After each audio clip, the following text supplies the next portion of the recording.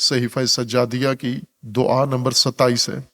یہ دعا ہے لأہل الثغور، سرحدی محافظین کے لیے، جو سرحدوں کی حفاظت کر رہے ہیں ان کے لیے دعا ہے۔ اب آپ توجہ کریں کہ امام سید ساجدین علیہ الصلوۃ والسلام کا زمانہ ہے، بنو امیہ کی حکومت ہے، فوجیں ان کی ہیں، سرحدیں ان کے قبضے میں ہیں، سرحدوں کے اندر کا علاقہ ان کے قبضے میں ہے، لیکن امام علیہ السلام اسی دور میں سرحدوں کے محافظین کے لیے، جو سرحدوں کی حفاظت کر رہے ہیں، ان کے لیے دعا فرما رہے ہیں۔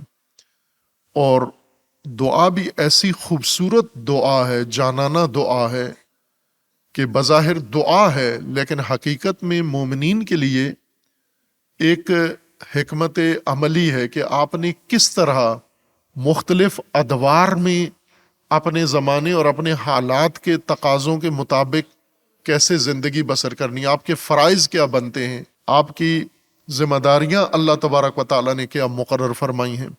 ایک طرف سے ائمہ اطہار علیہ السلام نے ظالمین کے لیے، طاغوتوں کے لیے ایک لائن لکیر کھینچ دی ہے مومنین کے لیے کہ خبردار، کسی ظالم، کسی طاغوت، کسی دشمن خدا اور دشمن اہل البیت و دشمن دین کے ساتھ اگر وہ اقتدار میں ہو یا نہ ہو، اس کے ساتھ تو نے کوئی تعلق، دوستی اور رشتہ نہیں رکھنا۔ دشمنوں کے لیے لائن کھینچ دی۔ لیکن جس ملک میں رہتے ہو اس پر طاغوتوں کا غلبہ ہے، تو اس ملک کے ساتھ تمہارا کیسا رشتہ ہونا چاہیے؟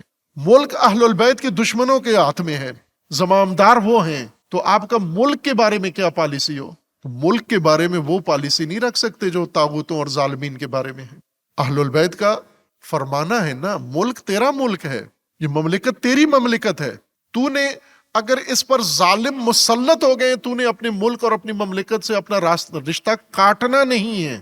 اس کی حفاظت تیری ذمہ داری ہے، اس کی حفاظت کرنے والوں کی دعا، ان کے لیے آرزو، ان کے لیے خیر کی تمنا، یہ تمہارا وظیفہ ہے، جیسا کہ امام خود کر رہے ہیں، فرما رہے ہیں۔ ملک و مملکت کے ساتھ تمہارا تعلق کیسا ہونا چاہیے؟ یوں تو نہیں ہے کہ ملک پر بنو امیہ مسلط ہو گئے ہیں تو تم بھی ملک ان کے حوالے کر دو۔ سرزمین اگر ظالموں نے ہتھیا لی ہے تو آپ بھی دستبردار ہو جاؤ، آپ کسی اور ملک میں چلے جاؤ، یا دشمنوں کے ساتھ ساز باز کر لو، یا دشمنان مملکت کے ساتھ۔ یا دین کی بات نہیں ہو رہی، چونکہ دین نہیں ہے، دین پہ کوئی جنگ نہیں ہے، سرزمین پہ جنگ ہے۔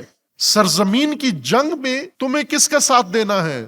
سرزمین کے دشمن یا سرزمین کے محافظ کا؟ تو سرزمین کا رتبہ امام نے وہی قرار دیا ہے جو دین کا ہے۔ جس طرح دین کے دشمن کے خلاف تم نے جنگ کرنی ہے اور دین کے دشمن کے خلاف جنگ کرنے والے کا ساتھ دینا ہے، سرزمین کی تم نے حفاظت کرنی ہے اور سرزمین کی حفاظت کرنے والے کا تم نے ساتھ دینا ہے۔